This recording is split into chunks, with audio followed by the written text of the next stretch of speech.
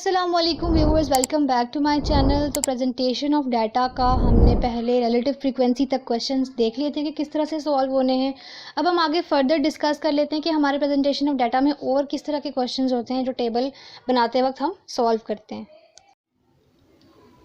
तो यहाँ तक हमने अपने क्वेश्चंस को सॉल्व कर लिया था। अपनी class interval, frequency, cumulative frequency, class boundaries and relative frequency, ये सब हमने देखे थे कि हम किस तरह से अपने फाइंड आउट करेंगे।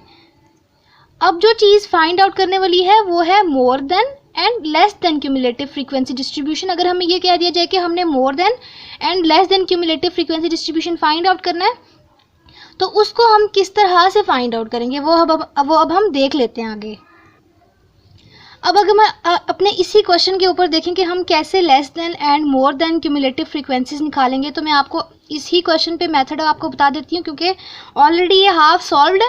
तो हम इस पे, क्योंकि हमने कुछ क्यूमुलेटिव फ्रीक्वेंसी का पहले बना लिया था, अब हम देखते हैं कि लेस देन और मोर देन का कैसे पता चलेगा कि लेस देन कौन सी है एंड मोर देन कौन सी वाली होती है। तो ये जो स्टार्ट हम सीधा लेते हैं, ठीक है, जो हम डायरेक्टली पहले से ही पहली वैल्यू 2 है तो क्यूमुलेटिव फ्रीक्वेंसी 2 है, तो फिर आगे कैसे निकलेगी, आगे इस 2 को इस फ्रीक्वेंसी में सेकंड वाली में ऐड करते हैं तो आगे हमारी आती जाती हैं, उसी में ऐड करते हैं, ये चेन बनता जाता है इस तरह से। ये हमारे पास कौन सी होती है, ये हमारे पास होती है लेस देन क्यूमुलेटिव फ्रीक्वेंसी, ठीक है। और हम मोस्टली अगर क्यूमुलेटिव फ्रीक्वेंसी का कहा जाए तो हम फाइंड भी यही वाली करते हैं। बट अगर हमें कह दिया जाए कि हमने मोर देन क्यूमुलेटिव फ्रीक्वेंसी भी फाइंड आउट करनी है, जो हमने पहले मेथड क्यूमुलेटिव फ्रीक्वेंसी देखा है वो लेस देन क्यूमुलेटिव फ्रीक्वेंसीज थी, ठीक है, जो मोस्टली हम यूज़ करते हैं अगर क्यूमुलेटिव फ्रीक्वेंसी का कह दिया जाए। अब मोर देन में कैसे फाइंड आउट होगी, सपोज यहाँ पे कॉलम है मोर देन का, ठीक है। अब ये आपका मोर देन का कॉलम है, तो अब आपने करना क्या है, ठीक है, अब आपने उल्टा स्टार्ट लेना है। उल्टा स्टार्ट लेने का क्या मतलब है, अब यहाँ पे ये सबसे आखिरी वैल्यू जाके आपने देखनी है, ठीक है।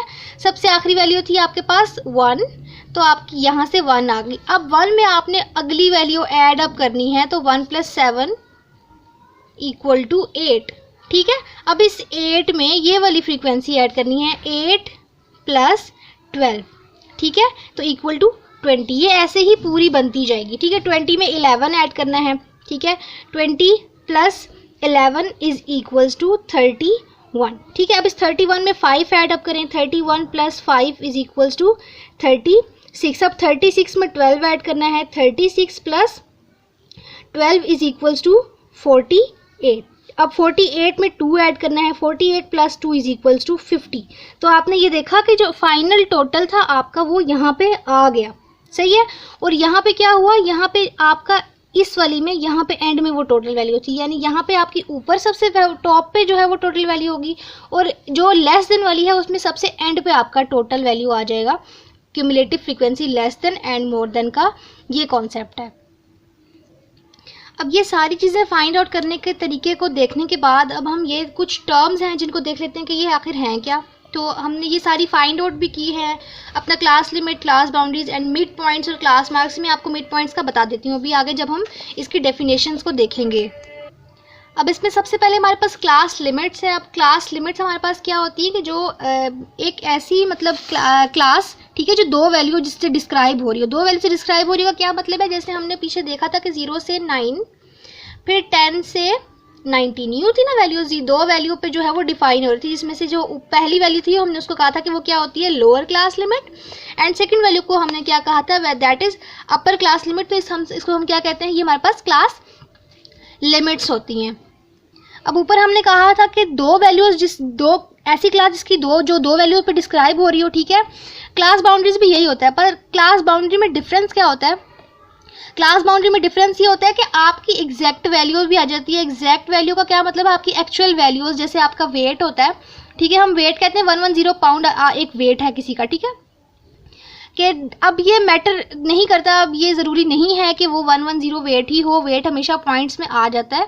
तो उस 110 का मतलब क्या होता है, उस 110 पाउंड का मतलब ये होता है कि जो एक्चुअल वेट है वो 109.5 से 119 पाउंड के बीच में कहीं पे जो है वो लाई करेगा, ठीक है, 109.5 से आगे कहीं पे लाई करेगा, सही है। तो वो पॉइंट की वैल्यू जहाँ पे आ जाए वो हमारे पास क्या हो जाती है, वो हमारे पास क्लास बाउंड्रीज हो जाती है, जैसे कि ये 5.5 टू 9.5, 9.5 टू 14.5, ये बीच में पॉइंट्स लाए कर रहे होते हैं इसमें, ठीक है, जो एक्चुअल पॉइंट्स होते हैं, तो वो हमारे पास क्या होता है, वो हम क्या निकाल लेते हैं, अपने क्लास बाउंड्रीज।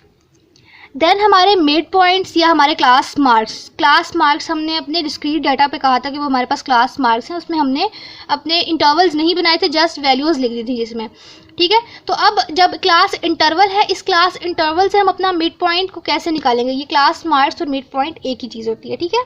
तो द मिड पॉइंट और the class mark is the mean of the lower upper class limits.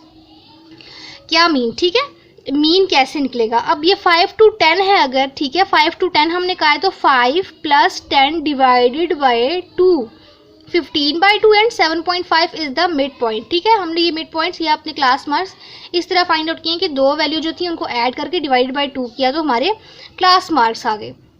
तो ये होता है हमारे पास हमारा मिड पॉइंट। देन इसके बाद हमारे पास होता है बाइवेरिएट फ्रीक्वेंसी डिस्ट्रीब्यूशन, ठीक है। अब ये बाइवेरिएट फ्रीक्वेंसी डिस्ट्रीब्यूशन क्या होता है कि हमने अभी तक हमने जो फ्रीक्वेंसी डिस्ट्रीब्यूशन फाइंड किया था, ठीक है, उसका सिर्फ एक वेरिएबल था। जब एक वेरिएबल होता है वो क्या होता है, यूनिवेरिएट फ्रीक्वेंसी डिस्ट्रीब्यूशन। बट अगर हमारे पास दो वेरिएबल्स आ जाते हैं, ठीक है, एट अ टाइम अगर दो वेरिएबल्स इन्वॉल्व हो रहे हैं, तो वो हमारे पास जो है वो उसका जो रिजल्टिंग फ्रीक्वेंसी डिस्ट्रीब्यूशन निकलेगा वो क्या होगा, वो बाइवेरिएट फ्रीक्वेंसी डिस्ट्रीब्यूशन होगा। इसको हम फाइंड आउट कैसे करेंगे, जैसे हाइट एंड वेट के डिफरेंट वैल्यूज हमें गिवन है, मैं आपको दिखा भी देती हूँ। सपोज कि आपको हाइट एंड वेट की ये डिफरेंट वैल्यूज गिवन है, ठीक है। अब आपने क्या बनाना है, आपने फ्रीक्वेंसी डिस्ट्रीब्यूशन बनाना है, that is bivariate frequency distribution, ठीक है।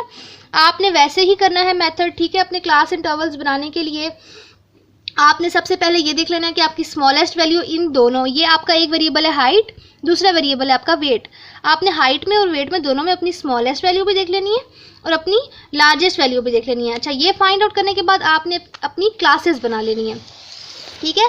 अपने क्लास इंटरवल्स बनेंगे दोनों पे, हाइट पे भी वेट पे भी, ठीक है। हमने देखा वहाँ पे कि 100 और 119 वेट में स्मॉलेस्ट वैल्यू 100 थी एंड लार्जेस्ट वैल्यू 119 थी, और हाइट में स्मॉलेस्ट वैल्यू 60 थी एंड लार्जेस्ट वैल्यू 74 तक जा रही थी, ठीक है। तो हमने इस तरह से अपना बना लिया। अब पहले हमने इंटरवल्स बना लिए, ठीक है, अपने क्लास इंटरवल्स दोनों बोथ साइड पे अपने क्लास इंटरवल बना दिए, ठीक है। और उसके बाद हमने अपनी फ्रीक्वेंसीज देखना शुरू कर दी कि फ्रीक्वेंसीज उसकी किस तरह से बनेंगी। अब इसके टैली मार्क्स किस तरह से बनेंगे बाइवेरिएट में, तो हम अपना ये क्वेश्चन भी देख लेते हैं। देखें, 60 हाइट पे वेट कितना है, 100, तो 60 हाइट पे वेट 100 का क्या मतलब है कि 60 हाइट पे 100 वेट पे एक टैली बार बना दिया हमने, ठीक है। अब यहाँ से 62 हाइट पे 105 वेट था, तो यानी कि 62 हाइट पे 105 वेट पे हमने यहाँ पे एक टैली बार बना दिया, ठीक है। देन हमारा था 61 पे 104 वेट है, ठीक है। 61 पे 104 वेट है, तो हम वहाँ पे जाके देख लेंगे 61 हाइट पे 104 वेट है, तो हमने यहाँ पे लगा दिया। इस तरह हम सारे के सारे अपने टैली बार्स बना लेंगे, ठीक है। तो ये हमारे पास बाइवेरिएट के टैली बार्स इस तरह से बनेंगे।